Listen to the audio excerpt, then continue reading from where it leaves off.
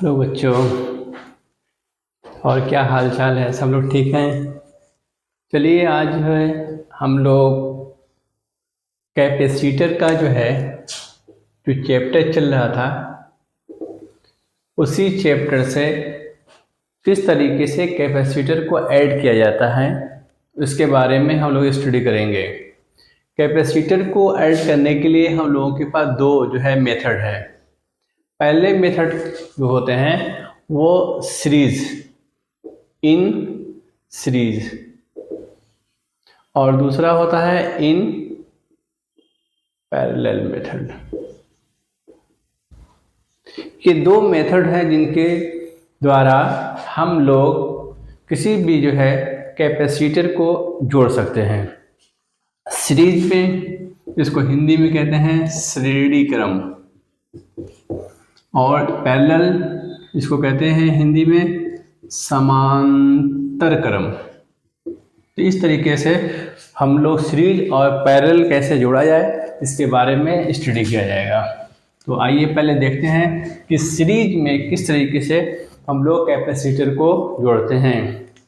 जैसे मान लीजिए कि अगर कैपेसिटर में क्या होता है, दो प्लेटें होती हैं। इसमें पहली प्लेट को हम लोग किसी सोर्स से जोड़ देते हैं। ये हमने किसी सोर्स से जोड़ दिया। दूसरी प्लेट को हम लोग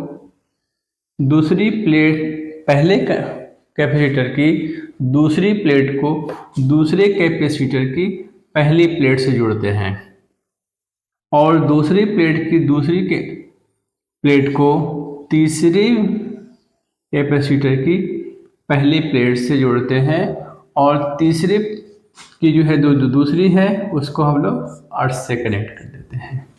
इस तरीके से हम देख रहे हैं कि हमारे पास 1, 2 और 3 कैपेसिटर है जिसको हम लोगों ने किस में जोड़ा है, सीरीज में जोड़ा है। अब यहाँ पर चूँकि हमारे पास पोटेंशियल एक ही विभवांतर यानी पोटेंशियल दिया गया है, जिसमें से जो चार्ज है ये चार्ज सभी के पास एक ही गया है, जो Q चार्ज गया है। ये आवेश यानी चार्ज जो गया है इसको भी Q आवेश मिला, इसको भी Q आवेश मिला, इसको भी Q आवेश मिला। ऐसा इसलिए क्योंकि हमको मालूम है कि कैपेसिटर की दो प्लेटें होती हैं।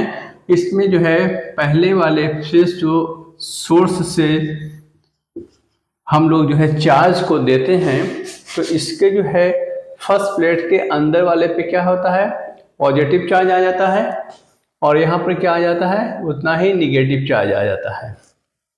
लेकिन बाहर की जो प्लेट होती है इस पे क्या होता है, पॉजिटिव चार्ज हो जाता है।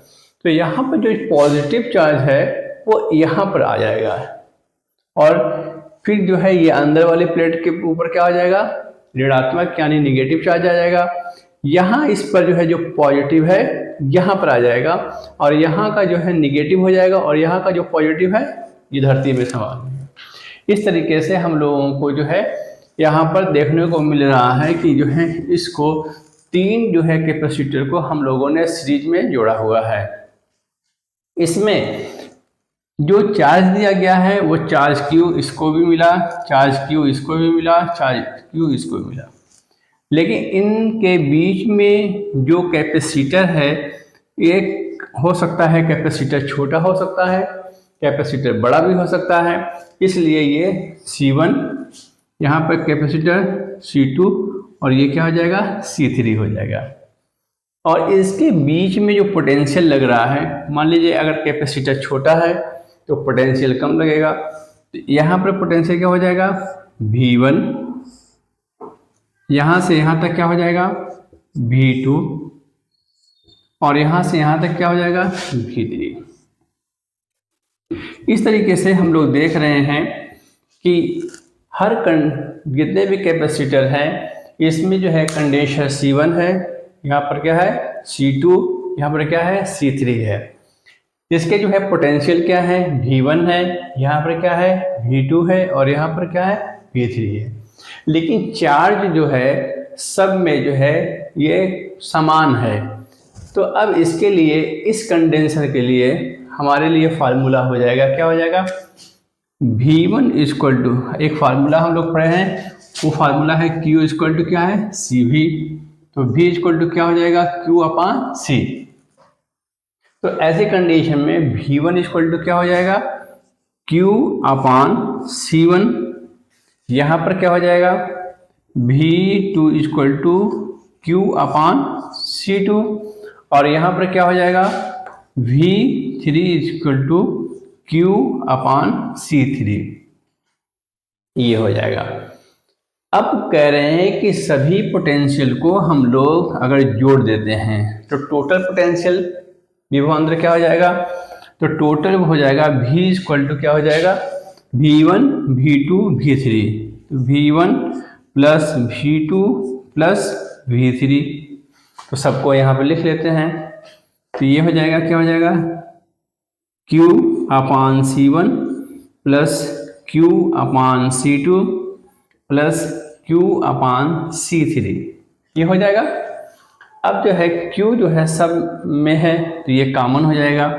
ये हो जाएगा Q 1 upon C1 plus 1 upon C2 plus 1 upon C3। ये V इक्वल टू, हम कह रहे हैं कि अगर इन तीनों कैपेसिटर की जगह पे अगर हम लोग एक कैपेसिटर सिर्फ कर दें तब इसके बीच में जो पोटेंशियल होगा वो क्या हो जाएगा, V। तो V इक्वल टू क्या है, Q अपान C। तो टोटल पोटेंशियल क्या हो जाएगा, V equal to Q upon C equal to, ये किसके बराबर है, इस पोटेंशियल के। तो Q upon 1 upon C1 plus 1 upon C2 plus 1 upon C3। Q से Q कैंसिल हो जाएगा। 1 अपान C इक्वल टू क्या हो जाएगा, 1 upon C1 plus 1 upon C2 plus 1 upon C3। ये जो फार्मूला आया है इससे हम किसी भी कैपेसिटर जो सीरीज में जुड़ा हुआ है उसके कैपेसिटर को जो है कंप्लीट जो है कैपेसिटर होगा उसको हम लोग निकाल सकते हैं, जिसको कहते हैं तुल्यधारिता। तो अगर कहीं पे भी क्वेश्चन आ जाए और कोई भी जो है कैपेसिटर सीरीज में जुड़ा हुआ हो तो हम लोग उसको आसानी से निकाल सकते हैं। जैसे एक क्वेश्चन है कि यहाँ पर ये 3 कैपेसिटर जुड़ा हुआ है और इसके जो है 2 माइक्रोफैरड, ये भी 2 माइक्रोफैरड, ये भी 2 माइक्रोफैरड। तो पॉइंट ए और बी के बीच जो है कैपेसिटेंस निकालना है। तो टोटल कैपेसिटेंस के लिए फार्मूला क्या हो जाएगा, 1 upon C equal to 1 upon C1 plus 1 upon C2 plus 1 upon C3 हो जाएगा। तो अब इनके वैल्यू को यहाँ पर अगर पुट किया जाए तो 1 अपान 2 प्लस 1 अपान 2 प्लस 1 अपान 2, इसका एलसीएम निकाल लिया जाए तो 2 और 2 का एलसीएम कितना हो जाएगा, 2 ही होगा। यहाँ पर आते हैं इसको 1 प्लस 1 प्लस 1 इक्वल टू क्या हो जाएगा, 3 अपान 2। तो 1 अपान C इक्वल टू क्या हो जाएगा, 3 अपान 2। तो C इक्वल टू क्या हो जाएगा, 2 अपान 3। ये हमारा टोटल निकल जाएगा। इस तरीके से हम लोग इस फार्मूले से किसी भी कैपेसिटेंस को जो है कैपेसिटर को जो भी सीरीज में जुड़ा रहेगा हम उसको आसानी से क्या कर सकते हैं, निकाल सकते हैं। तो आप लोग जो है इसको जो है पॉज करके लिख लीजिए। अगर कोई भी प्रॉब्लम होता है या सवाल लगाने में कोई प्रॉब्लम होता है क्वेश्चन करने में तो आप जो है कमेंट सेक्शन में हमको जो है लिख के भेजिए ताकि हम इसको और जो है अच्छे तरीके से एक्सप्लेन कर सकें। तब तक के लिए जो है आप मज़े से रहिए, पढ़िए, और कोई भी प्रॉब्लम होती है तो आप जो है कमेंट सेक्शन में हमको जो है दीजिए। इसके साथ साथ जो है हमारे चैनल को सब्सक्राइब कीजिए और बेल आइकन को भी दबा दीजिए। Thank you very much.